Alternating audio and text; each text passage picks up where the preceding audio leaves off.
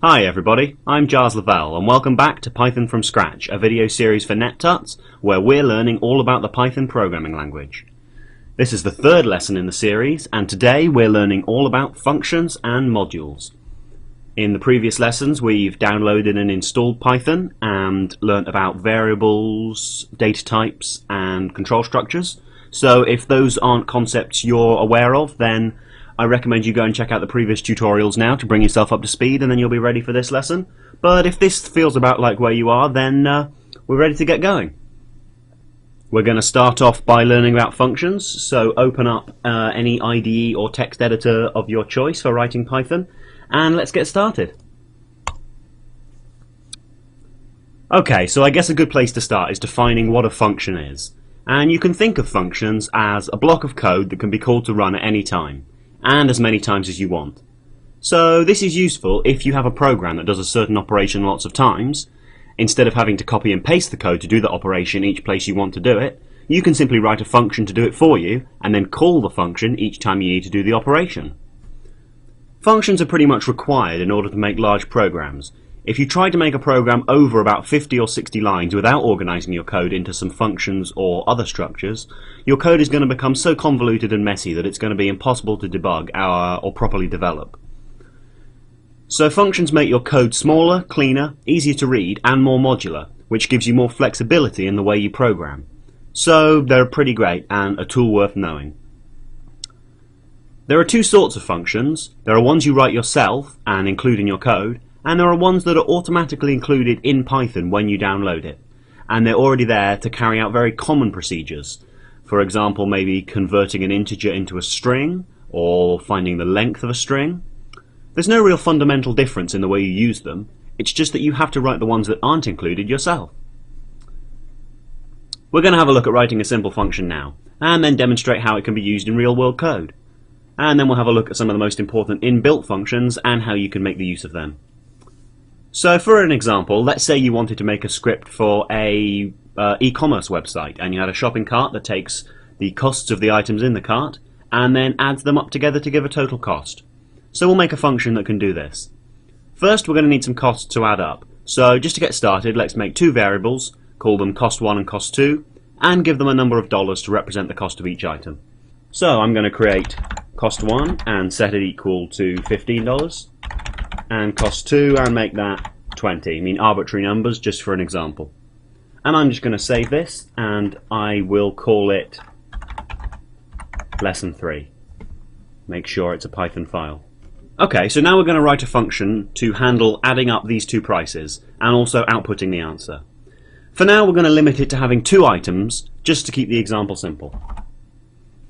So to write a function in Python you begin with the keyword def, which is short for define. And you then need to give the name of your function, and in this case we'll call it SumCart. So let's define a function called SumCart.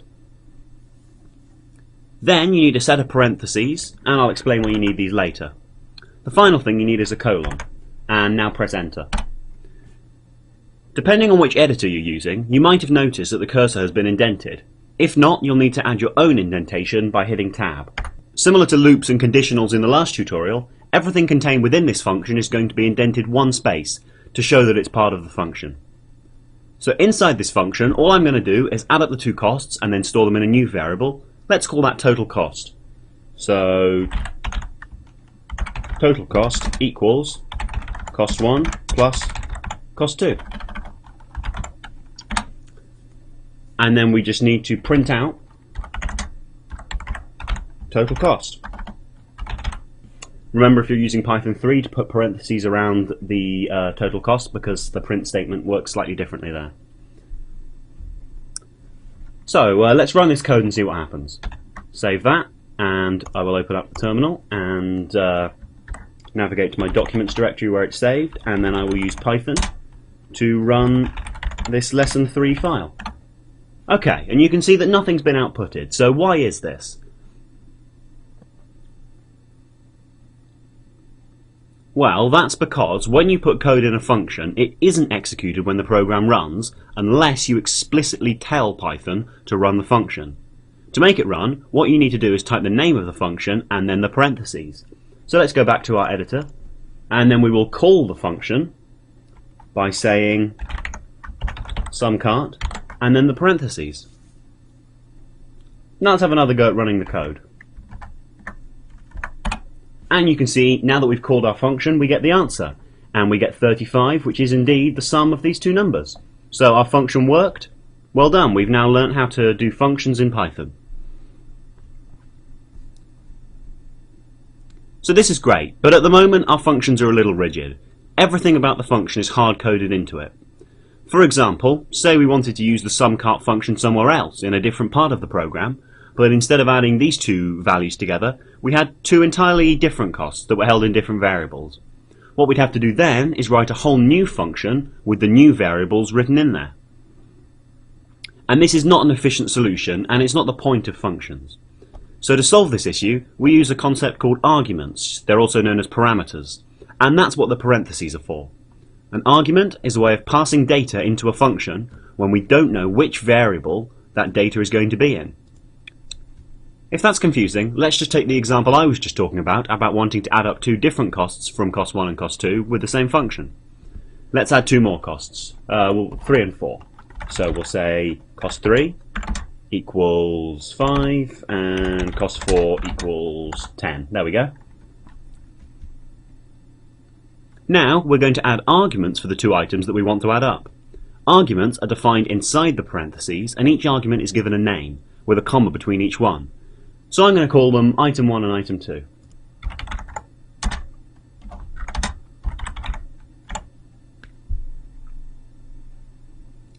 Next, I'm going to swap out cost 1 and cost 2 for the item variables inside the function. So we change this to item and change this to item. Then finally, you need to edit the way we call the function so that we're passing in the variables. So let's put cost 1 and cost 2 there. Now what happens when I call the sumcart function is that the two variables that I've passed in are put into the arguments item 1 and item 2. This always happens in the same order you define the arguments. So in other words, the first variable you pass in is assigned to the first argument, the second to the second argument, and so on, for as many arguments as your function takes. What actually happens when the function is run is that those two arguments are made into local variables, and they are assigned to the value of the variables that you pass into the function when you call it. In this case, the value of cost 1 is put into the local variable item 1, and same for cost 2 and item 2. This means that you can easily use them inside the function. Another way you could conceptually think about this is that when you pass a variable as an argument, everywhere that argument's name appears in the function, it is replaced with the variable you pass in. So in this example, everywhere that item 1 is written, it is replaced with the contents of cost 1. So there item 1 is written, and it will be replaced with 15. So let's run the code, and we should hopefully get the same output as last time. And we do, which means our function has worked, but it's now using a much better method to achieve the same result. The difference this time is that if we wanted to add together cost 3 and cost 4 instead, we could simply change the variables that we passed in. We wouldn't have to write a whole new function. So let's see that flexibility in action now. And change this to cost 3 and cost 4. Notice the functions are exactly the same, but we can add up two different numbers. There you go, we get the sum of 10 and 5 with the same function. It's important to note that a function can take any amount of arguments, but when you call it to run, you have to pass it the same amount of arguments that you defined. Otherwise, you'll get an error. There is one way around this. You can define a default value for any argument, which is used in case you don't supply a value for that argument. Taking our current code, let's say that we want the second item to cost $5 if we don't give the function a different value for it. That's not a very likely scenario, but it'll demonstrate the concept. To do that, when we define the argument in the function, we can set it to be equal to a value, as if we were assigning a value to a variable, just like this.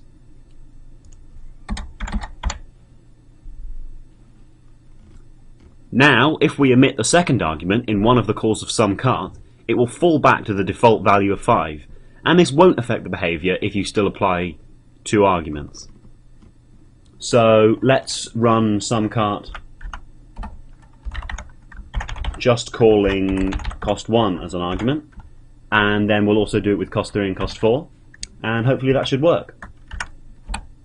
Yeah, you can see that it does. And you can see that that works. For the first one, the two values are added up because cost 4 overwrites the value of 5. In the second one, there's no value, so it falls back to 5, and that gets added to our 15, which gives us 20 like we'd expect. So, unless you're using default values, make sure to always include the same amount of arguments as you defined in the function. Let's undo this change just to make it easier for the next part of the tutorial. There's one final feature of functions that we're going to look at today, returning values. Now, we've looked at how to make a function that doesn't mind what inputs it takes, but what about making a function that doesn't mind where it outputs to? At the moment we're printing the answer, but what if we wanted to do something else with the variable total cost? For example, maybe we want to store the first two items in one variable, then the second two in another variable. The way the code's currently laid out, we couldn't do that in an easy way because it's just printing the value each time. So just like the way we can pass arguments into a function so that we don't have to hardcode where the data is coming from, we can do the same with the output so that we don't have to hardcode the location the answer is stored. The way we do that is with return values, and I'll show you an example. In this function, I'm going to replace the word print with the word return.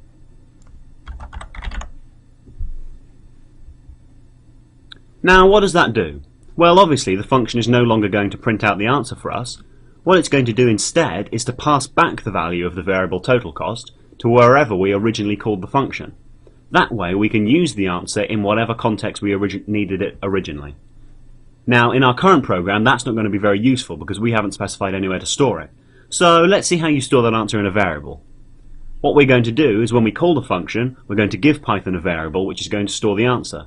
And then we're going to simply set that variable equal to our statement calling the function. So we can say cart1 equals the result of calling the sumCart function on those two values. And we can create another cart and set it to equal to adding up those two values. So then when it gets returned, total cost will go out of the function and into these new variables, which we can then use any way we like. Just so that we can see what's going on here, let's print out these variables we've just created. So I'm going to print cart1 and cart2. Go to our terminal and we can see that that works. We're still not getting any more useful output than we did before, but we're achieving that output in a much better way. We now have a function that can accept any two generic items and then return them to a variable so it can be used anywhere. We can use it in a print statement if we want, or we can use it in a completely different function. Just as a side note, if all we're going to do is print out the variables, we don't need to store them in the variables like this. We can just say print sumCart. And then the result will get returned into the print statement, which will then print them out. If we go back to the terminal, you can see we get the exact same thing.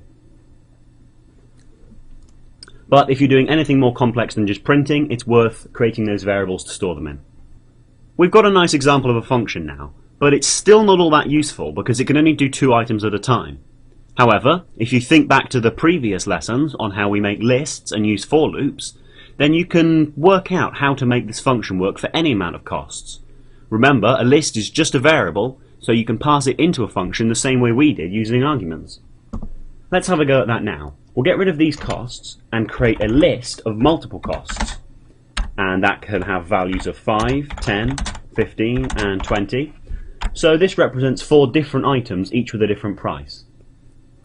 Then we can modify our function to take one argument of a list of costs, so we'll call it items. And then somewhere in here we need to add them all up. So let's start by making our total cost 0, and then here we need to add them up. Then finally we can print out the result at the bottom. But this time we're just going to pass in our costs variable. Okay, so what do we need to do here to add them up? Well, we've got a list of all the different costs, and if you remember a for loop iterates over each value in the list. So when we run a for loop, we will get 5, then 10, then 15, then 20. So let's just do an example now. For x in costs, and then x will take each value in turn. Then all we need to do is add x to the total cost variable, and it will be increased by that amount each time. When there's nothing left in the list, it'll exit the function and it will be printed out. So let's do total costs plus equals x. And remember, this plus equals operator takes the current value of total costs, increases it by x, and then assigns it back on total costs. And it's just a shorthand way of writing total costs equals total costs plus x. So that's just to make your code a little bit cleaner there. Alright, so let's go and run this now. Okay, we've got a bit of an error there, and of course I missed out a 0, so I will just set that. I'm sure you guys saw that. We'll see if this has worked. There we go. We get the total cost of all the items in that list. So, since the beginning of the lesson, our function has improved a lot. It can now take any cost from anywhere in the program, it can take any number of costs from the program, and it can also return that cost so it can be used anywhere else in the program, which is much better than when it could just add up two fixed costs. That one wasn't useful at all. So you've now learned all of the most useful concepts behind functions and how to use them. So, we've seen how to make our own functions and how to use them, but there are some operations that are carried out often enough that Python has included them for use in any program. The way you call them is exactly the same as calling your own, but you don't have to define them first. We're going to have a brief look at the most important ones now, but make sure to have a look at the Python documentation because there are loads of useful functions that are available for use. The documentation can be found on the Python website. Let's look at one of the most useful functions that is included in Python, the string conversion function. There are many times in scripting when you have a variable that contains a number or some other type of data, but you need to convert that value into a string in order to do something with it. For example, combine it with other text. So let's get rid of all this and start learning about the inbuilt functions. We'll create a variable containing number 10, and then if we wanted to combine it with a message, for example, we wanted to print out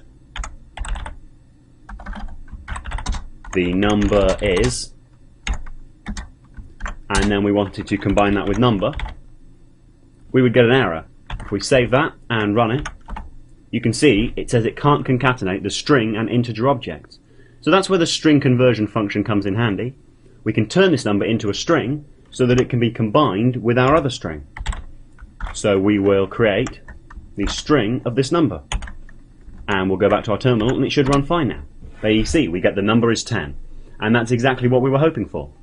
The string function doesn't have to take a number though, it can also take other values such as a boolean.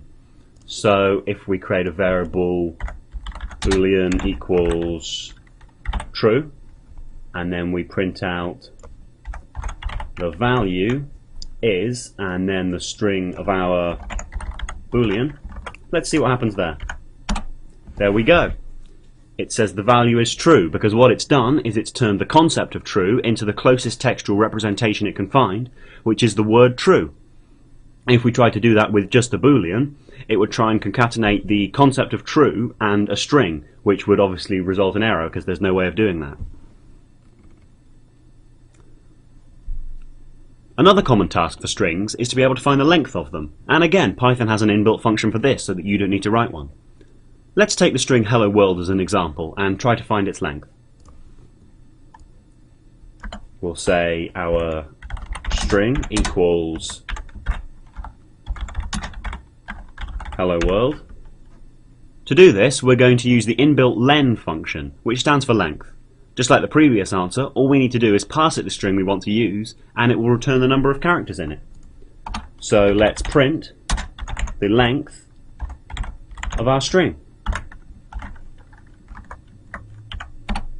And we get 11 because that's the number of characters. The len function is actually much more capable than this because it actually counts the number of items in the object you give it. For example, if you give it a string, then it counts the number of characters, but you can also give it a list and then it will count the number of items in the list.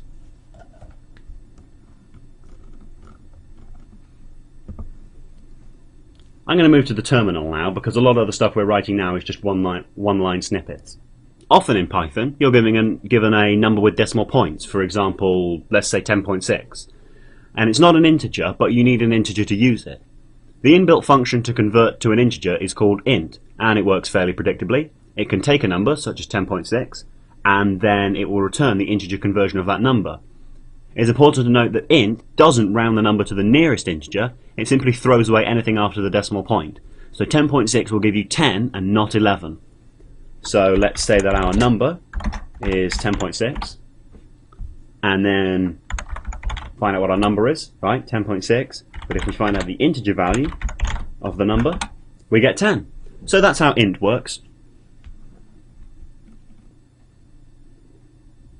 The int function can also convert a string into an int data type. For example, if you had a string containing the characters 1 and 0, you could get the value 10 from that by running it through the int function. So if we do string, we can see it's a string containing those characters, but if we do the int of this string, we get the number 10. And then you can add stuff to it, take away, do any of the mathematical operations, because it's now a number.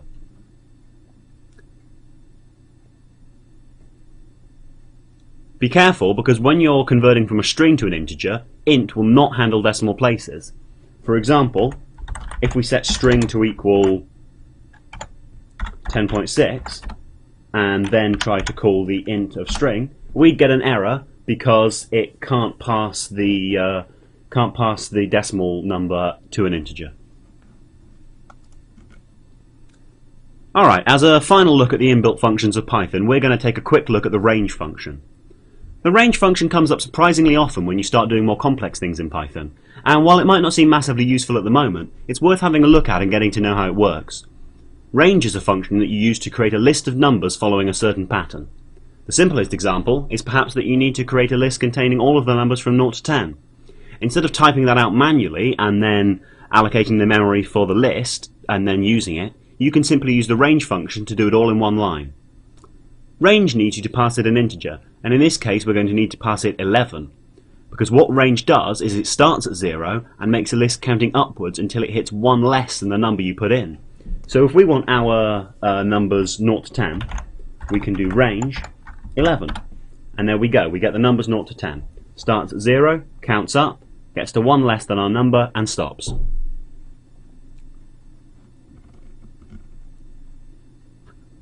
What about if we wanted to print out the numbers from 5 to 10 instead?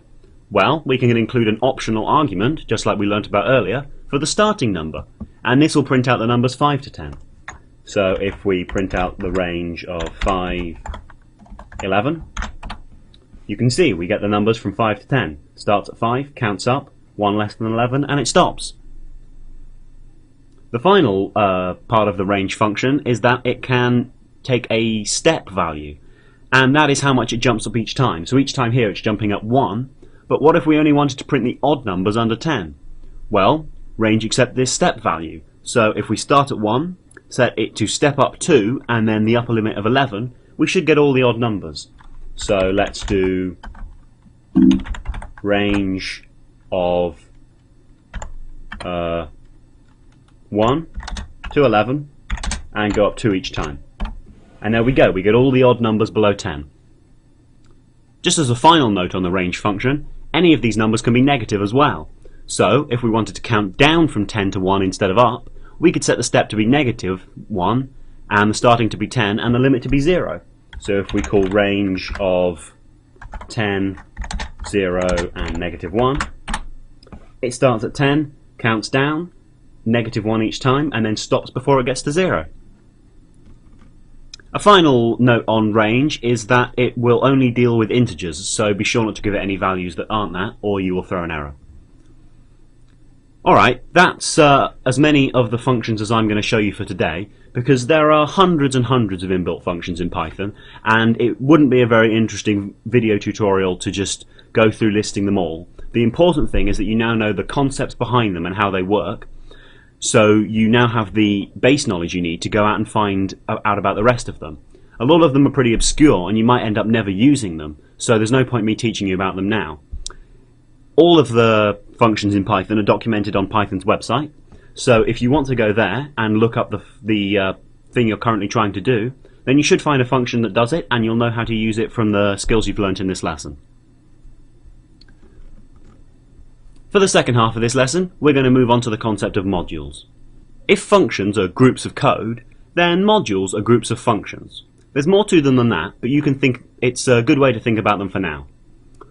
As we discussed earlier, you can't make a complex program without sorting code into functions, and as your program continues to grow further, even they can become unwieldy. If you had one script with 200 functions in, it would be very hard to find the one you were looking for by scrolling up and down. So you can sort them into another hierarchical level, and these are what modules are. So we can summarize them as a structural and organizational tool for our code. Modules are very easy to create. All they are is Python files, just like your regular scripts. To make a module, all you need to do is write one or more functions in a text file, save it with the .py extension, and then import it into a script to use it. So I'm going to do that now with an example. Open up a new file in your text editor and let's make a function. I'm going to continue with the example of a shopping cart from earlier and make a function that calculates the tax on products. So let's define a function called addTax, and it will accept a price and a tax rate variable. Then we'll create a variable called newPrice, which will be set to the price divided by 100 to get 1%, and then multiplied by 100 plus the tax rate to get the new value. Then we're just going to return this new price. So nothing new here, this is all stuff we've just learnt in the first part of the lesson. Okay, I'm going to save that, and I'm going to give it a name. I'm not going to call it functions or anything like that, because that's very bad practice. The whole point of modules is that it allows you to make your code much easier to sort through. So if you just create a big text file with 100 functions in, call it functions.py and save it, then it's not going to make it any easier for you to find what's in it. However, if we had 10 other functions all to do with financial operations, then calling this function finance would make a lot of sense, because then when we had a massive project in a year's time when we were looking through, we'd know exactly what this module, what actions this module performed. So I'm going to save this file as a file called finance, and this is now a module, if we want it to be. Just as there are a lot of built-in functions, there are a lot of built-in modules. Every good programming language has a lot of built-in modules, but Python really excels here. It takes what's called the batteries included approach, which means that there are a lot more modules included with your download of Python, which means that you don't have to go out and look for modules to download and include. It's already there in the standard library that comes with Python for you to use.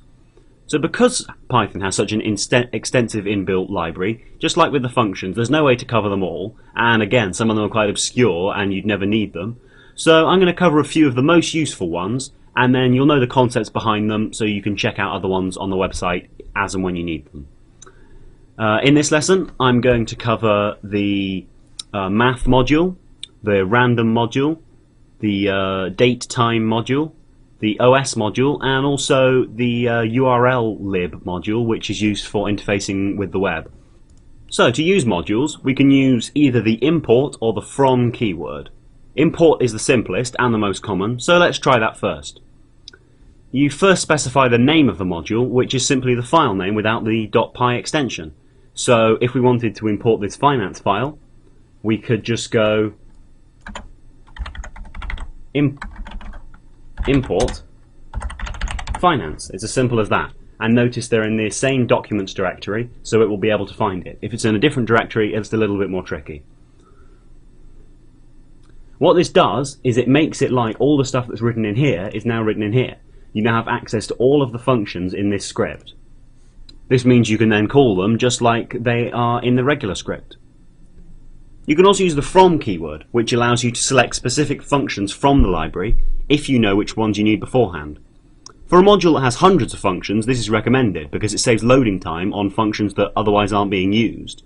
So we can do from finance import addTax. So that doesn't do anything different at the moment because we've only got one function in there, but if we had another one, for example calculating the discount on a coupon code on a product, then it would only import the tax function. However, if you don't know which ones you need beforehand, then you can just do import just write import finance and it will get it all for you. You can also import several modules by separating their names with commas. So we could do import add tax and calculate discount, and then we'd have access to both of them. But that doesn't exist yet, so we'll get rid of that for now. In fact, we'll go back to just importing our finance module. After importing the module, to use the functions contained within it, you use the module name followed by a dot and then the function name. So to use the add tax function, we can do finance.addTax. And then, just like a regular function, we do our parentheses, and we would have to pass in the price and the tax variable. So let's try that now. Let's run a function which takes the product which costs $100, and there's a 5% tax added. Obviously, the final thing we need to do is print out the value it returns. So we will save that and go to the terminal, and then we'll run through the script. And there we go, we get 105 because it's added 5% to our initial cost. And as you can see, nowhere is that code written in this file. It's being imported from here. And you have now got a working module. If you find someone else's code on the internet that you want to use, it will almost always be in the form of a module or a library of modules. Download the file and then import it like any other that you write yourself. Some will come with an installer that does the work for you, and as long as you have Python installed and the library is compatible with your version of Python, the import line will work no matter where your script is. It's not directory specific like these ones are. Let's have a look at some of the inbuilt modules. A good one to start with is random, because it's easy to understand and it's also very useful in a lot of scripts you'll write. As you'd expect, this module lets you generate random numbers, or pseudo-random numbers, that are random enough for the purposes of most applications. For example, when using Python to create a website, they can be used for making your password database more secure, or perhaps for powering a random page feature. So, if we want to create a random integer, for example, we can use the randint function, which is in the random module. So, at our Python prompt, let's import the random module. Then we just need to call random.randint, and it takes exactly two parameters, a lowest and a highest number. So we should get a random number between 0 and 5. And you can see every time I call it, it's picking a new random number for me. If you want a random floating point number with some numbers after the decimal place, you can use a function called random, same as the module. So now we've got random imported, we do random.random, and this doesn't take any arguments, it simply generates a random number between 0 and 1. And there we go, we're getting a lot of decimal places. If you want a larger random number, you can then just multiply it. So we do random multiplied by 100, and that'll give us a random number between 0 and 100. And because it's got so many decimal places, it's you can still shift it up and have a lot of decimal places left to use. So there we go, we're getting random numbers between 0 and 100. And you can multiply it by whatever you like to get a random number up to that with decimal places. Okay, so just one more function in the random module to look at today, and that is the choice function, which allows you to select a random element from a sequence, such as a list. So, for example, if we had our website and we had maybe a list of users, we could say users equals John, Joe, and Jim. We could then select a random user by running random.choice on our users list, and then if we kept running it, we would get a randomly selected one. The random module contains a lot more functions for working with different things, but they all work around the same concept. So yeah, go check that out if you need to find out more. Okay, so the next module we're going to look at is the math module, which, as you'd expect, provides access to lots of mathematical functions and constants. It's not especially tailored for building websites with Python. It's more useful for something like video game design or physics simulations, but it's still a core part of knowing about Python and something that it's definitely worth looking at. So we're going to take a look at just a few of those today, just very briefly so you get the idea. If you import the math module, you have access to lots of constants, so you can get something like math.pi, gives you pi, and you can get Euler's number with E. You can get some trigonometric ones, for example math.sine of an angle, and it's got cosine and tangent as well. There's functions for converting angles, so we can do degrees of 2 radians, or we could do radians of 60 degrees. You can do factorials with it. The factorial of 5, which is 120. If you don't know what factorial is, it's the product of all numbers up to a given number, so that'll be 1 times 2 times 3 times 4 times 5. It can also square root numbers, so you can do math.square root of 49, we get 7. And it's got some logarithmic things. For example, you can raise Euler's number to a particular base by doing math.exp of 5, which is e to the power 5. So a lot of handy things if you're doing any sort of mathematical calculations. Okay, moving on again. Another really useful module is the Python module for interfacing with the web, and it's called urllib2. And if you're doing any web design with Python, it's one you're going to be using really often in pretty much every script you write. So we can get at it by doing import urllib2, and we have access to all the functions it contains. Pretty much the most useful one is one called urlopen. So we can run urllib2.urlopen, and it accepts a string of a website address. So I could just use my website as an example. And then it will download the HTML content of my website, ready to be parsed, and you can get data out of it. You're basically just sending a HTTP request. It's important to notice that this doesn't return a string, it returns an abstract object containing the data, and if you want to get the text out of that, you have to use the read method to loop through and access it. So if we get this object here and then call the read method on it, it should read it all, but that would just dump the entire thing. You can pass in a number here of how many characters. So let's read the first 100 characters from the text of my website. And there you go, it downloads it, and that is just the doc type declaration of my website there. And you can run that on anything. We could run that again, and we could pass in Google. There we go, that's the first bit of Google there.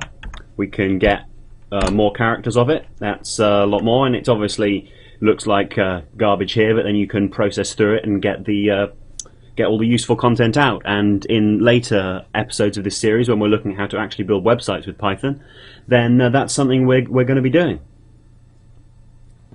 The urllib2 module obviously contains a lot more functions, but they're mostly getting a little bit too complicated for the level we're currently at. A lot of them are object-oriented, and that is something we're getting into in the next lesson, so we will definitely come back to this module later, but at least you know about it for now, and you've got an example of obviously the most useful module in there, the most useful function in there, which is the urlopen one. Okay, just going to cover a couple more modules, and then we will have learned all we need to know about modules and functions in Python. We're going to look at datetime and the OS module. First we'll do datetime. Datetime is pretty self-explanatory. It contains functions for handling dates and times. So let's have a look at it now. Just create a new tab because this one's getting a bit messy. Go into Python and import the datetime module. Now this doesn't actually give you access to everything because there's also a time module which contains some of the other functions for handling time specifically. So we can import time as well, but you don't need to think of it as a separate module. It's all in the same field of they're all related to each other. Also, most of the operations you do with the datetime module are in a date submodule. So instead of having to type out datetime every time, we can use the trick we learned earlier and go from datetime import date, and then we get access to all of the date functions there. So there's a lot of useful functions we can look at here. For example, time provides access to a time function which returns the current time from the Unix epoch in seconds, and that is obviously January the 1st, 1970, and that's the number of seconds since then, and this is I guess this is milliseconds and microseconds as well. That particular function isn't particularly useful to us because, you know, that's not user readable. Luckily there is a function though that can convert that into a readable date, so we can do date dot from timestamp, and then we can pass in our timestamp, and we could just type a number here, so we could do date from whatever, that many seconds, and that would tell us what it was then, or we can get the current time using the time module right there. And as you can see, this is returning a date time object which contains the date that reflects.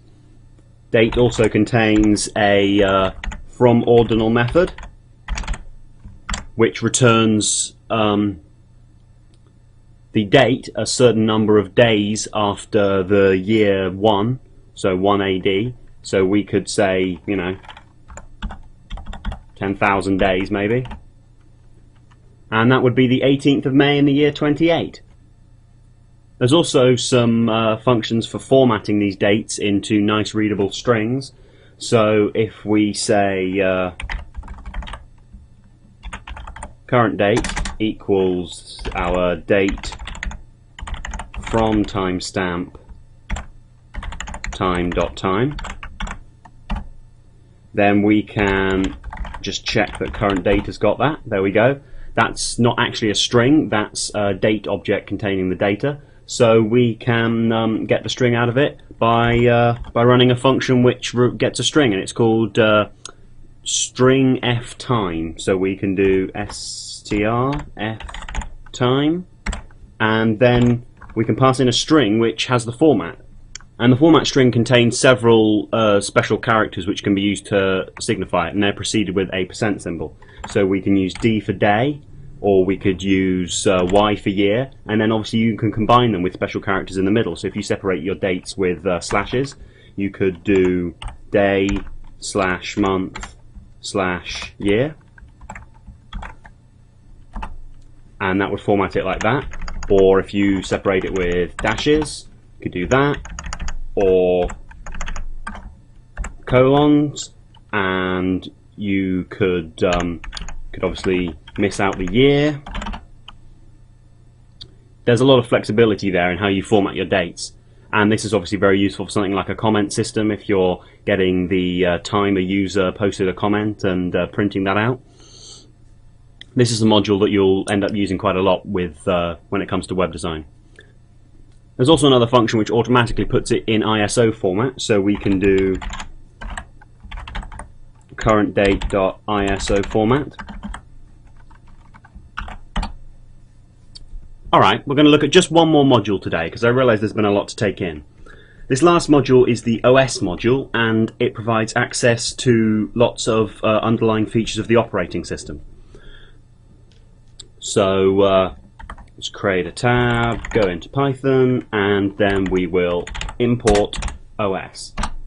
Now OS contains a submodule called path, which allows you to access lots of things to do with files and folders. So we can do from OS import path, and we have access to all of those. Now these are all very useful if you're running a website, if you want to access some of the files on your server. For example, if you're loading up images to display or saving those images, or you've got configuration files, or if you user uploads, storing those somewhere. This is very useful for getting the paths to manipulate for that. So it's something very relevant to web design that you'll want to learn. So we'll take a look at a few of the methods in it now. A very useful function is the exists function, which derives from path. So we can do path.exists, and we can put in a path. So if I do the users folder, we can see that that exists, we get true. But if I just put in random folder that doesn't exist, it gives us false. We can do users and then my users folder, which does exist, but there's no one called Bob on the computer, so that's false. There is a function for accessing the last time a file was modified, which is useful if you want to get, for example, the most recent image for a certain page on your website. You can use path.getAtime. I think A stands for access time there, and we could pass in users again, and that's obviously that's the number of seconds from the Unix epoch till the time when it was accessed, and then you could obviously convert that using some of the date-time functions into a usable string for when it was accessed. So you're seeing how all these modules now can tie together and complement each other. There's another one very similar to this for when it was last modified, not just accessed, so the last time a change was made to it. And we can run that, and you can see that that's a slightly different time. The last time a file was saved in the users directory.